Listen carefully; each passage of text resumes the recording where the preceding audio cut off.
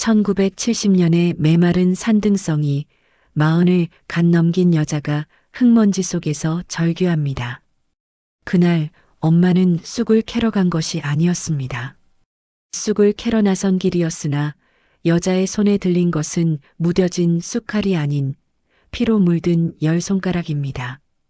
여자는 흐드러지게 핀 진달래 꽃무더기를 마치 시신을 덮듯 몸으로 가로막으며 비명을 지릅니다.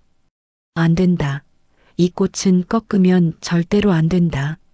라디오에서는 새마을 노래가 명랑하게 울려 퍼지고 마을 어귀에선 아이들이 고무줄놀이를 하며 웃음소리를 보태던 평화로운 오후였습니다. 남들은 화전을 붙인다며 예쁜 꽃송이를 따담기 바쁜데 우리 엄마는 왜 그 분홍빛 꽃잎 앞에서 짐승 같은 울음을 터뜨렸을까요?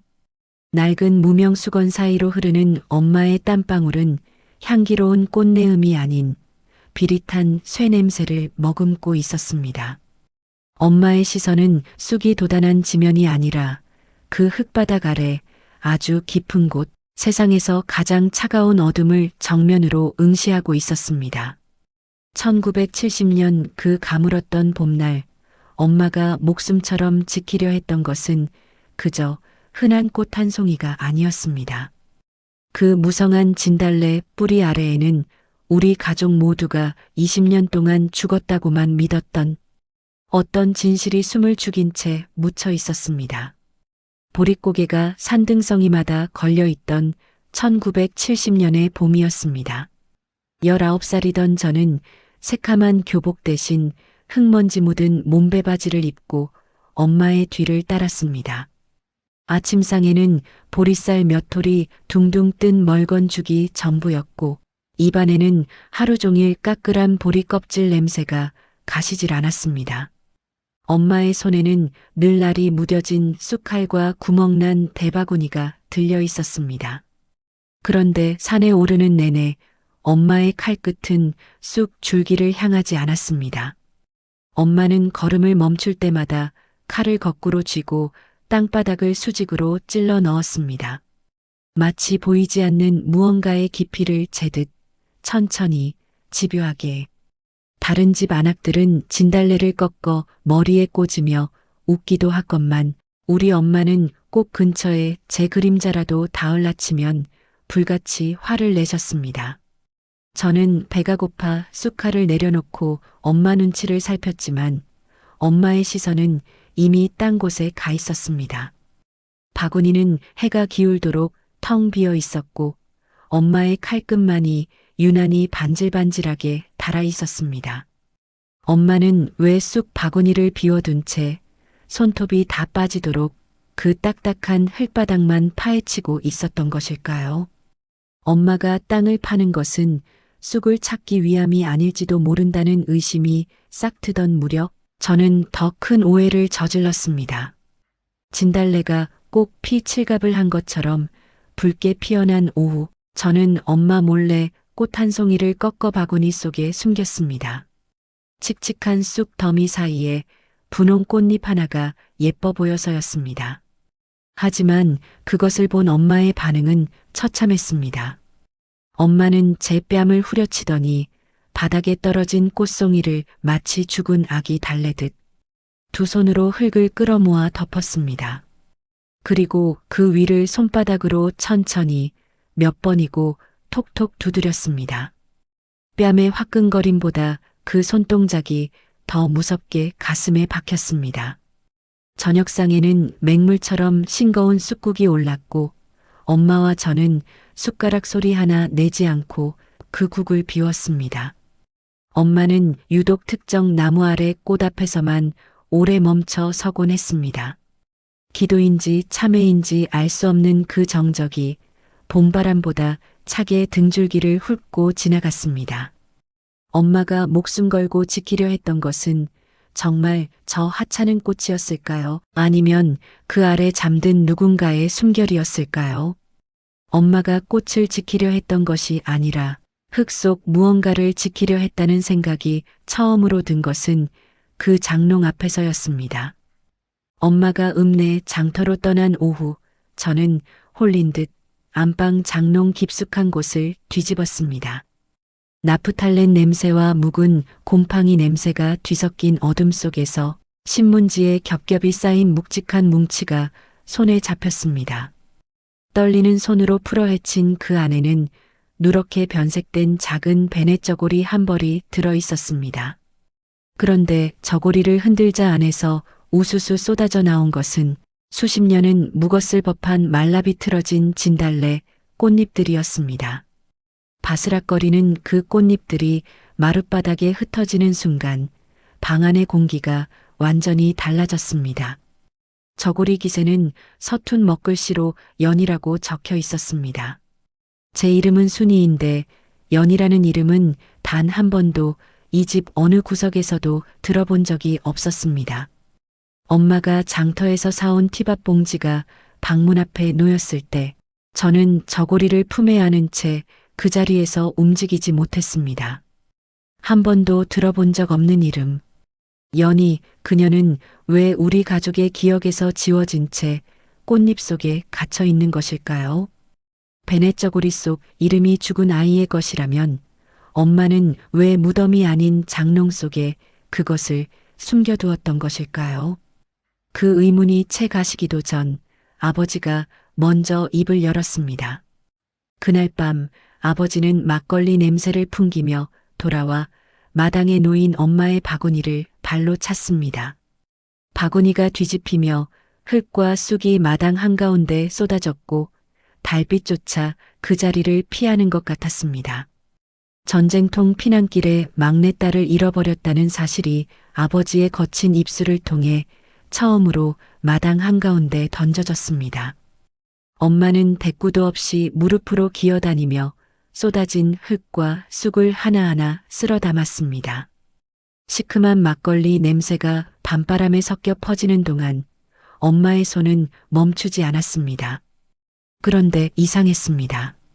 잃어버린 아이를 찾는다면 살아있는 사람을 수소문해야 마땅한데 엄마는 왜 매일 산으로 올라가 사람이 아닌 땅을 파헤치는 것일까요? 엄마가 긁어모은 흙 위로 이슬이 내려앉았고 마당은 오래도록 조용했습니다. 엄마는 정말 실종된 딸을 찾는 것이었을까요? 아니면 이미 끝난 이야기를 혼자 붙들고 있는 것일까요? 아버지의 말대로라면 언니는 피난길 어딘가에서 길을 잃은 것이었습니다. 그러나 마을 어기 느티나무 아래에서 만난 할머니는 한참 말이 없었습니다. 대신 낡은 보자기 하나를 내밀었습니다. 흙이 굳어 돌처럼 변해 있었습니다. 이거 내 엄마가 그날 들고 내려온 거다. 왜 그 보자기 안에 아이 신발 한 짝만 들어 있었는지 그때까지도 저는 몰랐습니다. 할머니는 한참 말을 잇지 못했습니다. 담뱃대를 내려놓으며 낮게 중얼거렸습니다. 내 애미 그 산을 떠나질 못했지. 그 말의 뜻을 그때의 저는 알지 못했습니다. 할머니는 더 말을 잇지 않았습니다. 대신 제 손에 박하사탕 하나를 쥐어주었습니다.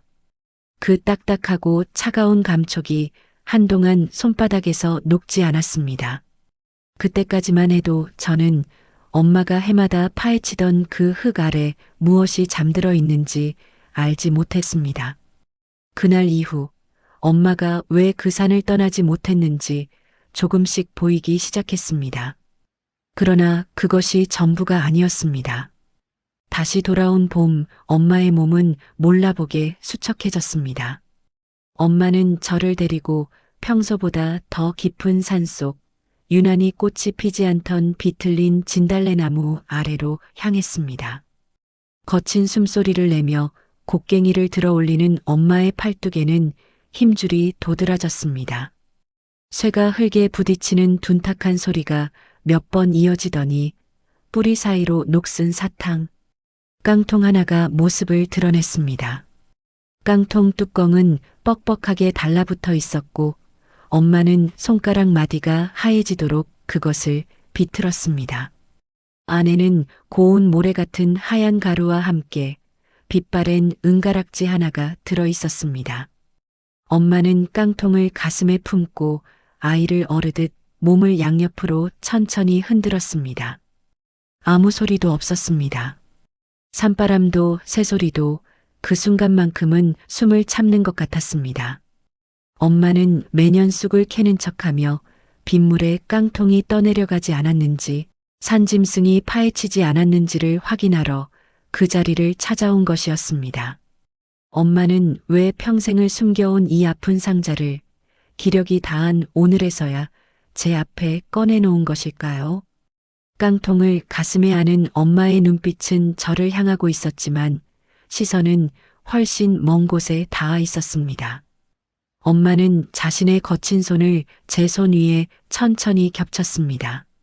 그리고 깡통을 밀어주었습니다. 순이야, 이 꽃들이 다 연이 같아서 내가 감히 꺾을 수가 없더구나. 엄마의 목소리는 산바람에 실려 가랑잎처럼 떨렸습니다. 아이를 땅에 묻던 그날 너무 미안해서 주변의 진달래를 한 움큼 꺾어 덮어주었던 것이 평생의 한이 되었다고 하셨습니다. 나중에 생각하니 그 꺾인 꽃들이 마치 제 자식의 숨통을 끊어버린 것만 같았다고 말입니다. 흙 위에 놓인 깡통 뚜껑 위로 눈물 한 방울이 툭 떨어졌습니다.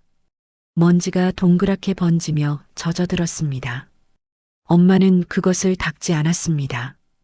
꽃을 꺾지 않은 것은 죄책감인 동시에 그 꽃이 곧 딸의 환생이라 믿었기 때문이었습니다. 봄마다 피어나는 진달래가 곧 연이었고 그것을 꺾는다는 것은 2번 죽이는 일이었습니다. 엄마의 가냘픈 숨소리가 흙내음과 뒤섞이는 동안 저는 깡통을 2 손으로 받아 쥔 채 한 발짝도 움직이지 못했습니다. 어머니의 눈물이 밴 이 녹슨 깡통을 전해받은 저는 이제 어떤 마음으로 다음 봄을 맞이해야 할까요? 깡통을 건네봤던 그 손의 무게가 지금도 봄이 오면 손바닥 위에 되살아납니다. 이제 제 머리에도 진달래꽃보다 하얀 서리가 내려앉았습니다. 엄마가 지키던 그 산비탈은 아스팔트 도로가 되었지만 저는 베란다 화분에 진달래를 키웁니다. 봄이 되면 그 작은 화분 앞에서 한참을 서 있곤 합니다. 프라이팬에서 화전이 지글거리는 소리가 부엌에서 흘러오고 베란다로 스며드는 햇살이 꽃잎을 환하게 비춥니다. 이제는 압니다. 엄마가 캐던 것은 쑥이 아니라 그리움이었고 지켰던 것은 꽃이 아니라 자식에 대한 미안함이었다는 것을 말입니다. 저는 이제 기꺼이 꽃을 꺾어 엄마의 영정 앞에 올립니다. 그리고 나지막이 속삭입니다. 엄마, 이제 꽃 꺾어도 돼요. 그 아이는 이미 꽃이 되어 엄마 마음속에서 영원히 피어났으니까요.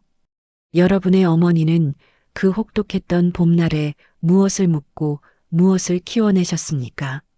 말 한마디 못하고 삼켜버린 그 무게를 우리는 과연 얼마나 헤아리고 살았습니까?